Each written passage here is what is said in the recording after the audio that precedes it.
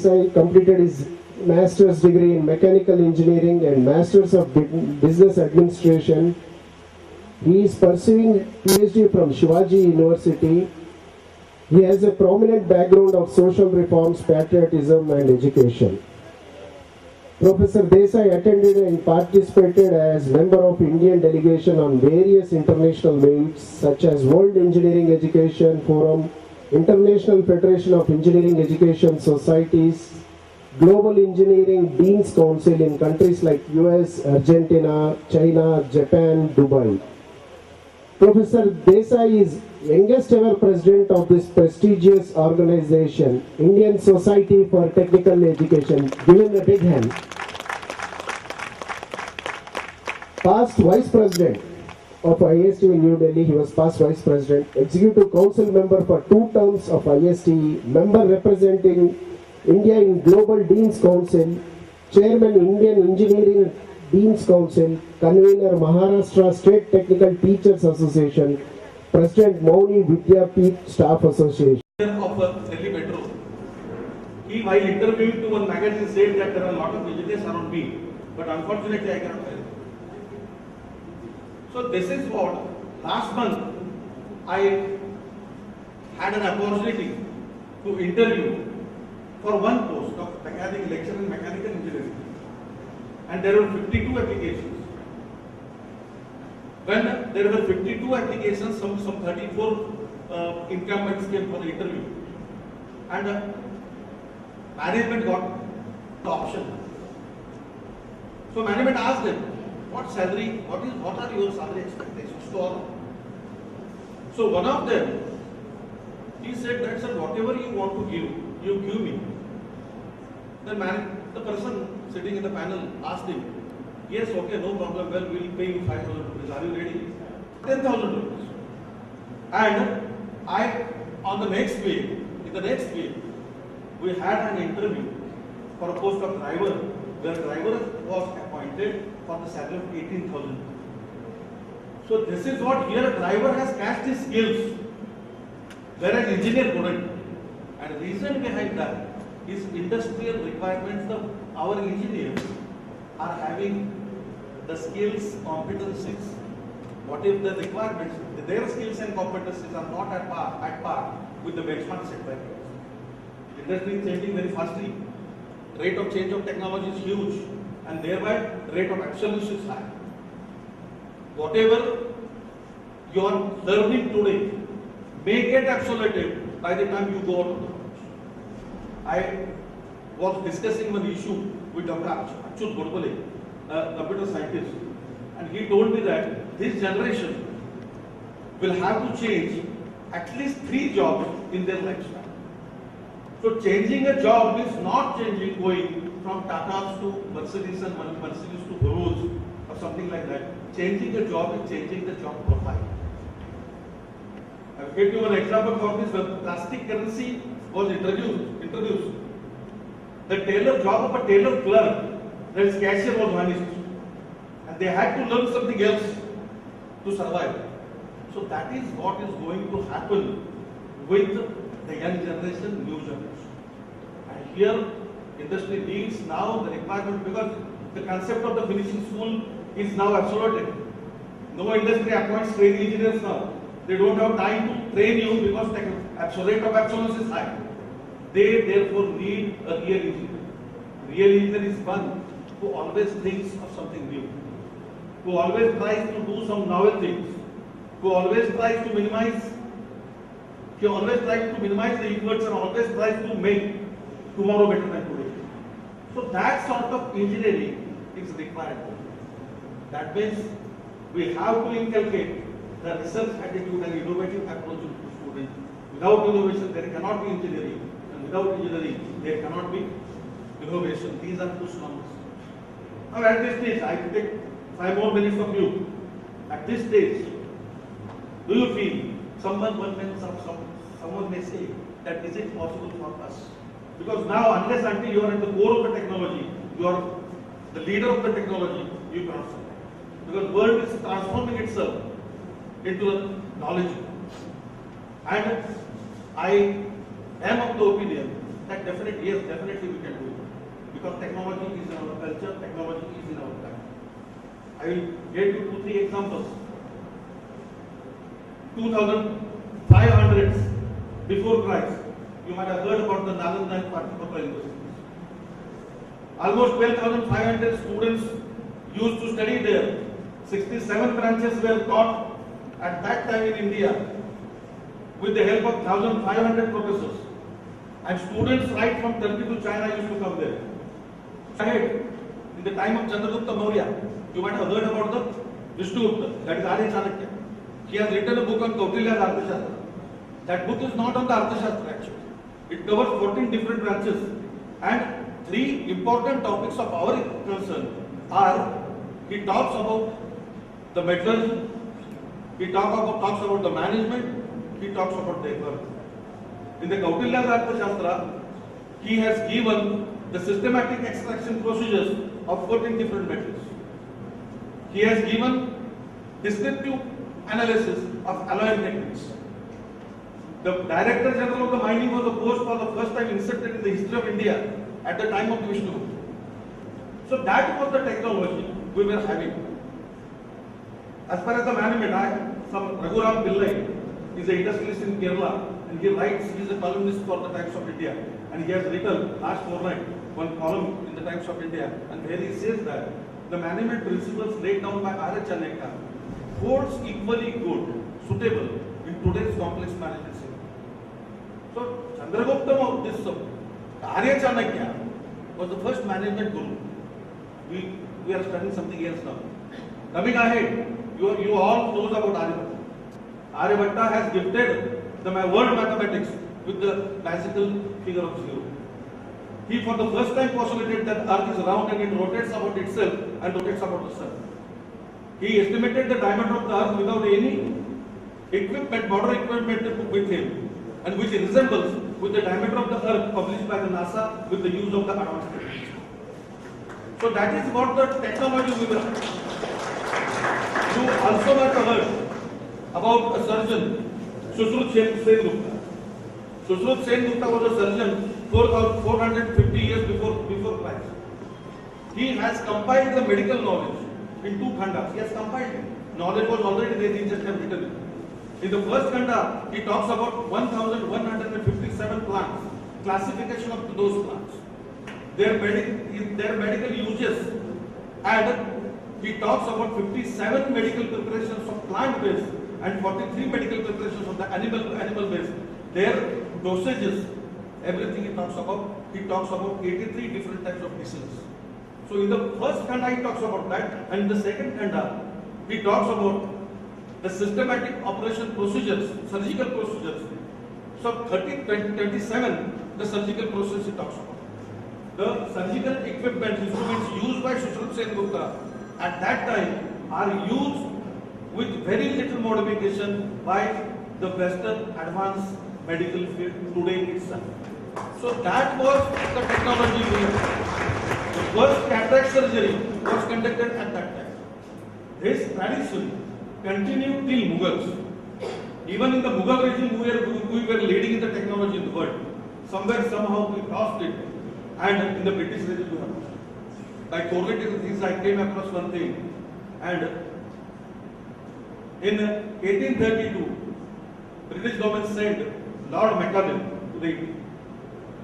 Lord Macaulay stayed here for 2 years. He travelled across the country. On 18 February 1834, by addressing the British Parliament, he has given a speech, and one part of that I will just try to remember. I have travelled this country along its length and breadth. I have seen no beggar, I have seen no thief. Such a wealth is there in this country. High moral values, high spiritual values, rich heritage, and it is I feel it's very difficult to conquer this country unless until we break its ancient education system. So this was the speech given by the Lord Macaulay to the British Parliament, and the British Parliament assigned him a duty to frame an education policy for the India, and in 1842, the Macaulay's education policy was sent to India, it was implemented by the India, and The focus of that policy was creating clerks. Because British wanted the clerks to run the government. Unfortunately, the same policy with very little modernization we are using in engineering education also. See what see, Benjamin Franklin once has said that, you tell me and I will forget. You tell me, I will forget. You teach me, I will remember. But if you involve me, I will learn. So what we are doing? We are teaching the students, students are remembering it. They are reproducing it. In the examinations, we are evaluating, we are passing them and they are becoming engineering graduates and not engineers. Industry needs engineers. Industry do not need engineering graduates. We have noted down your tips and points, sir. Dear students, engineers without borders, ఇంటి పక్కనే ఉద్యోగం కావాలంటే ఎవరికి దొరకవు. Sir చెప్పింది అదొకటి underline చేసుకోండి. Green practices, sustainable, clean technology, water, air, everything, land. So we have noted down sir everything. And in relation with task, CAA, NASCOM, to get job ready, your experiences since 1978, how you got your job, you have noted down, sir. I think Shiv Nair will also help our students in future. So students, to succeed, the engineers should do their homework first. Put in hard work, ensure smart work, lucid teamwork, and create a network. And I am sure that this chapter will help enlarge the network of engineers in Telangana, in India and world over, and reinforce their will and desire to create a new world. So be a member, a proud member of ISTE, and thank you very much, sir, for enlightening our students. Now I introduce our chief guest for the occasion, Professor Pratap Singh Kaka Saheb Desai Garu. Professor Pratap Singh Kaka Saheb Desai completed his master's degree in mechanical engineering and master's of business administration. He is pursuing PhD from Shivaji University. He has a prominent background of social reforms, patriotism and education. Professor Desai attended and participated as member of Indian delegation on various international meets such as World Engineering Education Forum, International Federation of Engineering Education Societies, Global Engineering Deans Council in countries like US, Argentina, China, Japan, Dubai. Professor Desai is youngest ever president of this prestigious organization, Indian Society for Technical Education. Give him a big hand. Past vice president of ISTE in New Delhi, he was past vice president, executive council member for 2 terms of ISTE, member representing India in Global Deans Council, chairman Indian. Our chief guest for the day, Pratap Singh Desai Garu, and our guest Ramarao Garu, and all the esteemed people in the dais, the director, principal sir, all other guests today.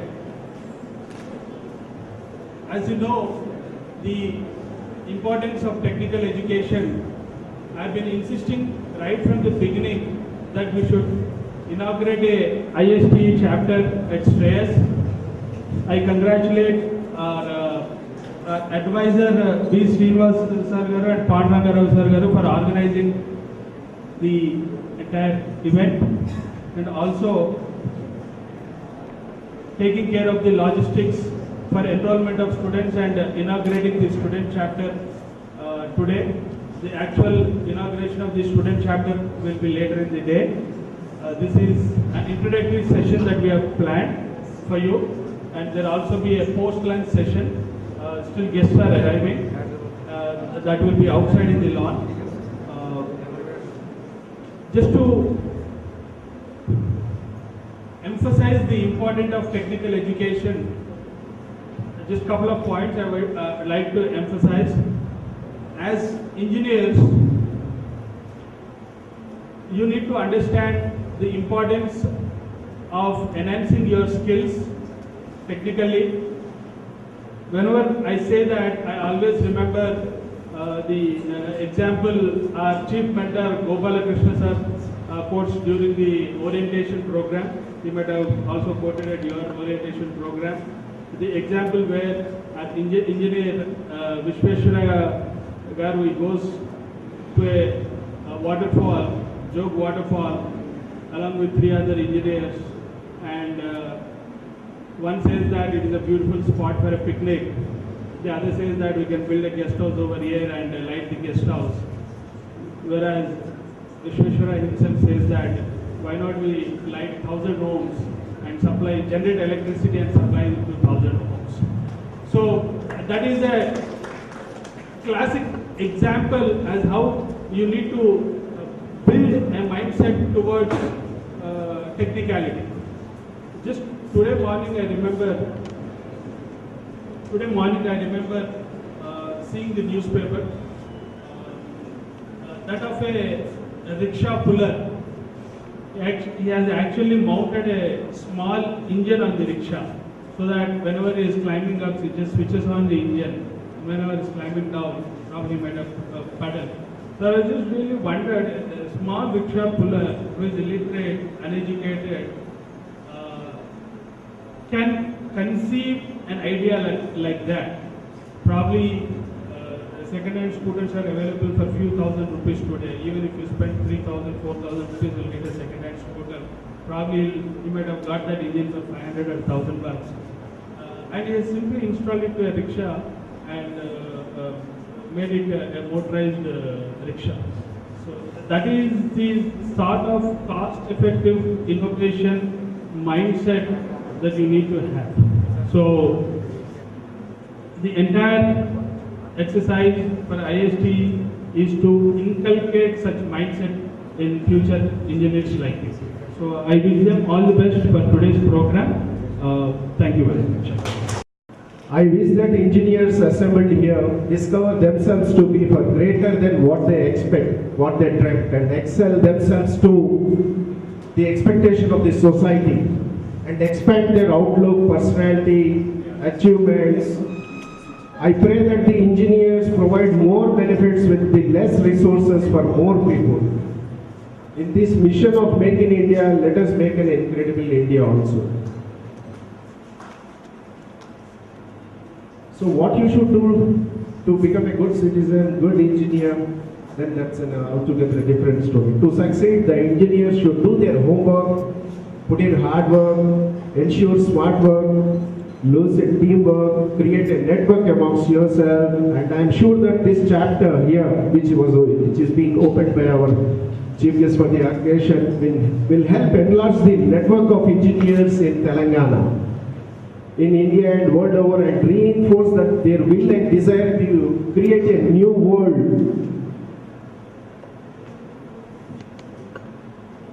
Understand? You should be good listeners, good learners, continuously update yourself.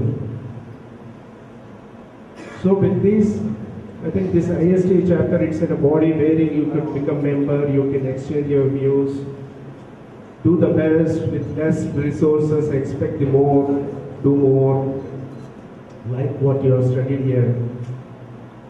Grab whatever their resources, whatever you are investing, expect more out of it. So that's the future of technology. So hopefully you all will be future great engineers